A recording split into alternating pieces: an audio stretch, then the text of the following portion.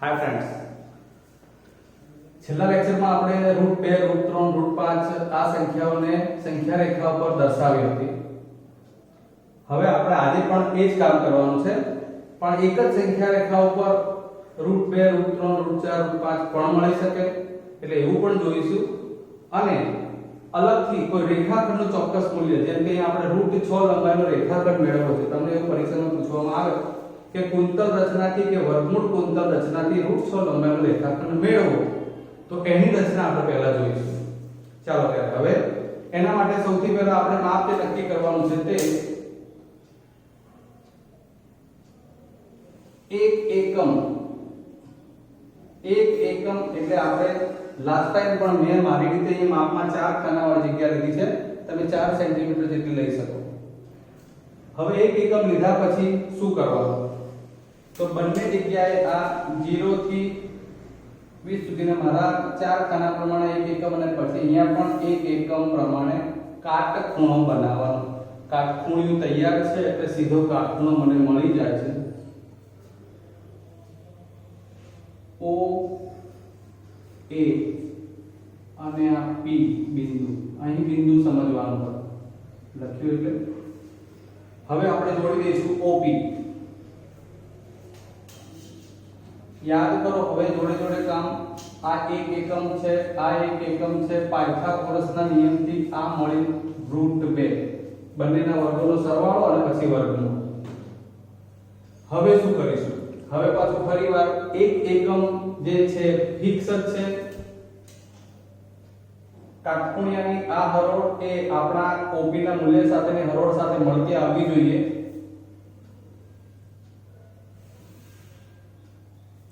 મિત્રો આ રીતે કાટખૂણો નહીં બને તો ખોટું જ પડશે.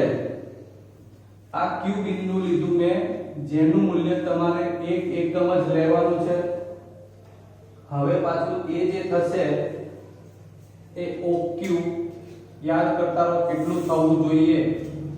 તો આ √2 નો વર્ગ થાય 2, પછી 1 નો વર્ગ થાય 1, 2 + 1 3, વર્ગમૂળ કાઢશો એટલે આ આવશે √3. ક્લિયર? હવે પાછું આપણે Q બિંદુ આગળ કાટખૂણો રચીશું. આમાં મુદ્દા કરતા વધુ રચનાની જરૂર છે. અહીંયા કાટખૂણો રહે આપણું 1 એકમ એટલે તમે જે નક્કી કર્યું હોય 4 સેન્ટીમીટર એ લેતા જવાનું છે. કાટખૂણાનું નિશાન દર્શાવવાનું છે. અહીં R બિંદુ લેવાનું, આ PQ R ક્રમમાં જવાનું. શું જોડી દઈશું?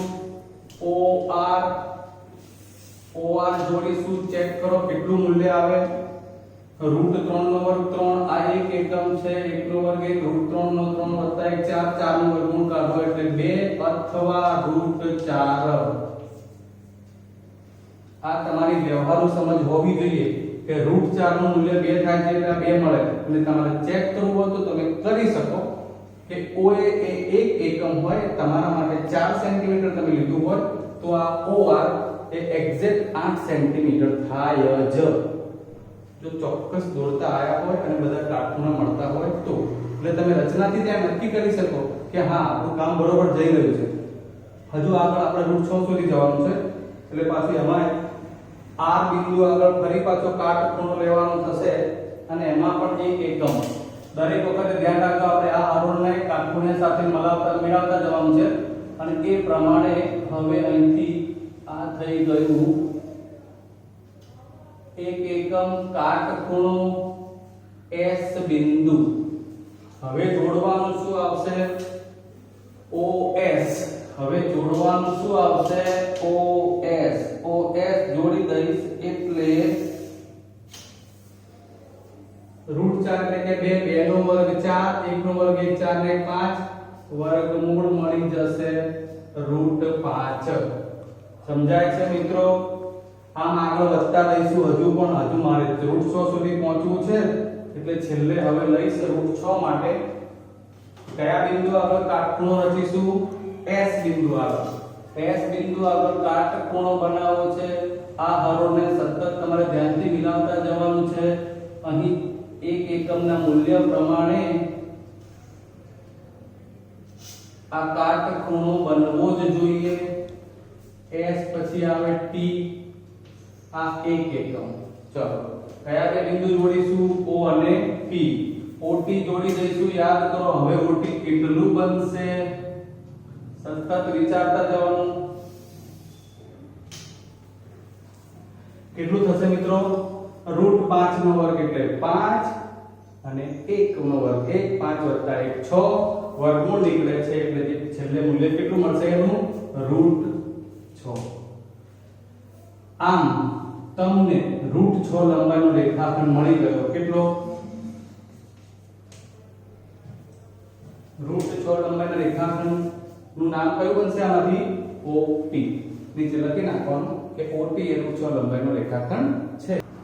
હવે આપણે છે ને વિદ્યાર્થી મિત્રો √5 ને સંગત બિંદુ સંખ્યા રેખા પર મેળવવાનું છે. એટલે આપણે જાણીએ છીએ કે સંખ્યા રેખાને એમ કહેવાનું છે.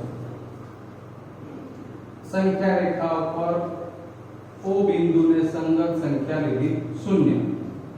હવે અહીંયા હું થોડો ફેરફાર કરીશ. જેમ અહીંયા મેં 4 ખાના બરાબર એક એકમ લીધું હતું, અહીં મેં 3 ખાના બરાબર લીધું છે. હવે કે જેમાં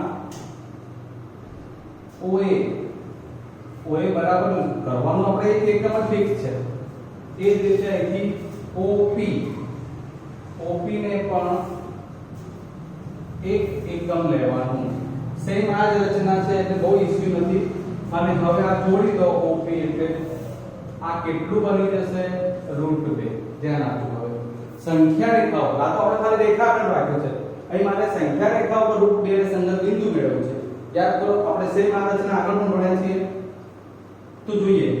હવે પહેલા કહ્યું કે આપણો મારું પરિકર છે. તમે જુઓ બતાવી દઉં કે અમે તો વર્તુળ આનાથી બનાવીએ. 10મા ધોરણની રચનાઓ બનાવવાની હોય કે કોઈ પણ રચના હોય આવી રીતે અમારા માટે તો ખૂબ સરળ છે. તમારે તમારું પરિકર વાપરવાનું. તો થોડા અમારા બોર્ડ પર પરિકર વાપરવાના પ્રશ્નો થાય. માર્કર બોર્ડ હોય ને તો અમારે ત્યાં પરિકરને અણીનો છેડો અહીંયા ટકાવવો અઘરો પડતો હોય છે. એટલે મેં રસ્તો શોધ્યો છે. વ્યવહાર તમે પણ વિચારી શકો. હવે OP જેટલું પરિકર ખોલીશ એનો મતલબ કે આ તમારી પરિકર આપણે ખોલવાનું.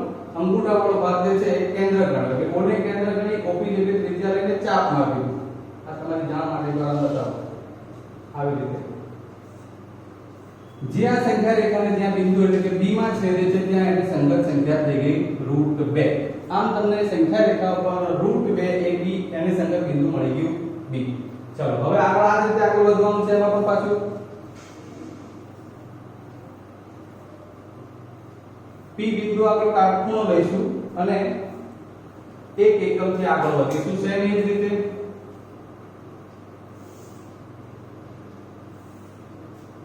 ચલો અહીં કાટખૂણો થઈ ગયો.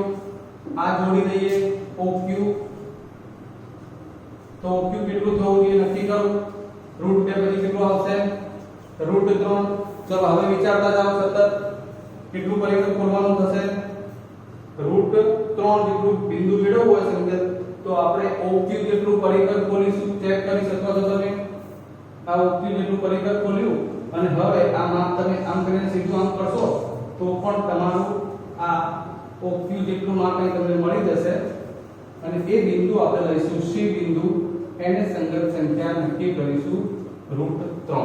ક્લિયર? હવે આગળ વધીએ. પાછું લઈશું આપણે Q બિંદુ આગળ કાટખૂણો એક એકમ. આ ધાર રાખવાની છે તમારે ખાસ ધ્યાનમાં. એ ત્રાંસુ હશે તો રચના ખોટી જ પડશે. આ કાટખૂણો R બિંદુ, આ એક એકમ, આ પણ એક એકમ જોડી દઈશું OR. OR નું માપ કેટલું થઈ જશે? હવે તો √2 √3 અહીં ના વિચારો તો પણ સીધો √4. કેટલું પરિકર ખોલીશું? OR જેટલું પરિકર ખોલી અને આમ તો આપણે આમ મારી શકીએ ચાર, પણ હવે હાલ અત્યારે સીધું જ આ મૂલ્ય મળી જાય છે. આ થઈ ગયું √4 અને એને સંગત બિંદુ લીધું D. મિત્રો એક વાત કહું તમને, તમે ધ્યાન રાખો બરોબર. જો આપણી રચના ચોક્કસ હશે ને તો તમને તમારા નોટબુકની રચનામાં આ આપણે OA કેટલું લીધું છે? એક એકમ. આ કેટલું થઈ ગયું? 4. એનો મતલબ કે કેટલા આવે? સંખ્યા તો 2, √4 એટલે 2. તો જેટલું OA થાય છે એટલું અહીંથી AD થવું જોઈએ. કારણ 1 અને 1 2 થઈ જશે એટલે આખું OD છે ને 2 એકમ બની જશે. તો માનો કે તમારે 3 સેન્ટીમીટર હોય તો આટલું પણ આ 3 સેન્ટીમીટર જ આવે. એટલે ઓડી આખું 6 સેન્ટીમીટર જેટલું થાય એટલે એક્ઝેક્ટ રચના આવે છે એ ખબર પડી જશે. નેક્સ્ટ હજુ આગળ વધીએ. આવશે ક્યાં બી બિંદુ આર બિંદુ આગળ કાટખૂણો 1 એકમ ધાર ચોક્કસ રાખતા જવાનું છે.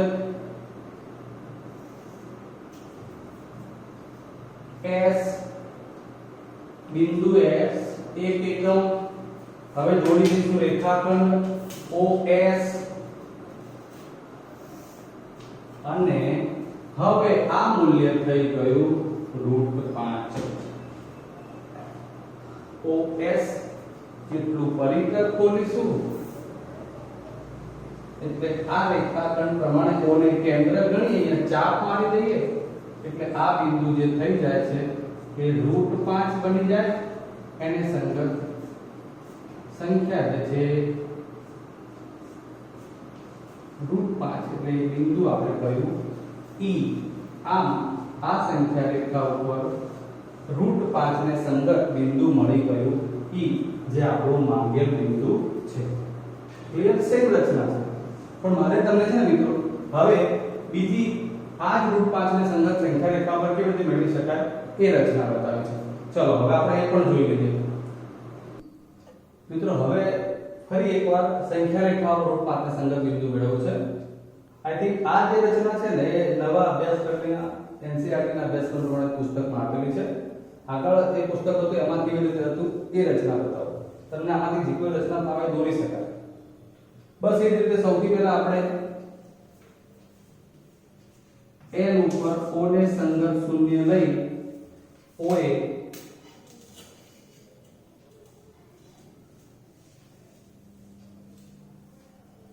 આ 1 એકમ અને આ પણ 1 એકમ. ધ્યાન આપજો આ A બિંદુ આ 1 એકમ આ 1 એકમ. હવે P બિંદુ લઈ અને OP જોડી દઈએ તો OP કેટલું થઈ જશે 1 એટલે હવે તમે જાણો છો √2. ક્લિયર?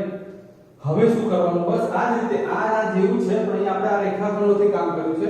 જેમ અહીંયા OP રેખાખંડ એ √2 એકમ આવી જાય છે એ પ્રમાણે હવે આપણે કામ કરશું. એનો મતલબ કે આ ચાપ મારી દીધું સંખ્યા રેખા ઉપર એટલે આ B બિંદુ એને સંગત સંખ્યા લઈ લીધી √2.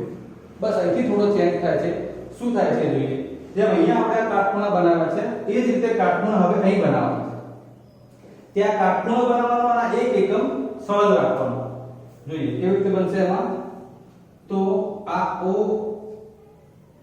B બિંદુ આગળ આપણે કાટખૂણો બનાવવાનો છે એક્ઝેક્ટલી આ રેખા એને મળતી આવવી જોઈએ. અને હવે હું મારા માપ પ્રમાણે અહીંથી 1 એકમ લઈશ.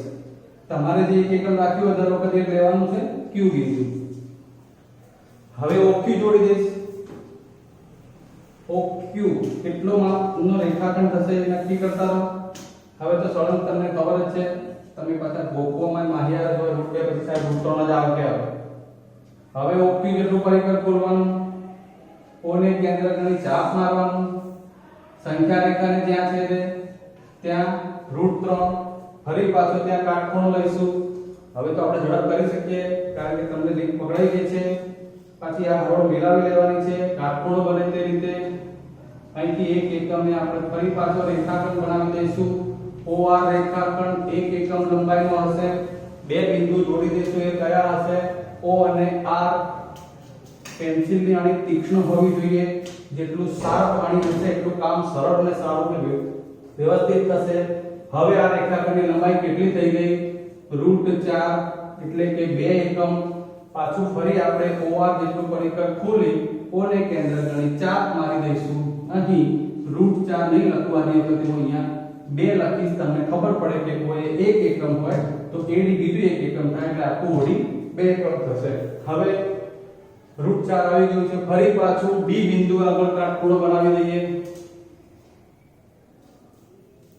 અને આગળ બિંદુ લઈ લઈએ S. હવે રેખાખંડ જોડી દઈએ. કયો રેખાખંડ બનશે? OS. નક્કી કરો એનું માપ કેટલું થશે? ચલો બોલો જોઈએ કેટલું થશે? √2 √3 √4 અને √5. હવે આપણને √5 નંબરનો રેખાખંડ મળી ગયો છે મિત્રો. તો આ જ પ્રમાણે હવે આપણે છેલ્લે OS ને ત્રિજ્યા ગણી, O ને કેન્દ્ર, OS ત્રિજ્યા ગણી ચાપ મારી દઈશું, જે આ સંખ્યા રેખાને E બિંદુમાં છેદે અને બિંદુ E એ આપણું આ સંખ્યા રેખા ઉપર માગેલ બિંદુ છે √5 ને સંગત. આમ તમે જોયું મિત્રો, મેં તમને શક્ય એટલી બધી જ રચના સમજાવી દીધી છે. હવે વારો તમારો છે. રચના દોરવાની પ્રેક્ટિસ મિનિમમ 2 વાર તમારે કરવાની છે. ક્લિયર છે? 2-3 વાર રચના દોરશો તો જ તમને અંદાજ આવશે. એટલે પરફેક્શન લાવવા માટે તમારે પ્રેક્ટિસ વધુ કરવાની છે. આનું બીજું તો લેસન કંઈ હોય નહીં, બરાબર છે? પણ ખાસ તौर से તમારે હવે તમારી ફરજ અદા કરવાની છે. વિડિયો લાઈક કરતા રહેજો, ચેનલ સબસ્ક્રાઇબ કરવી. ઓકે, જય હિન્દ.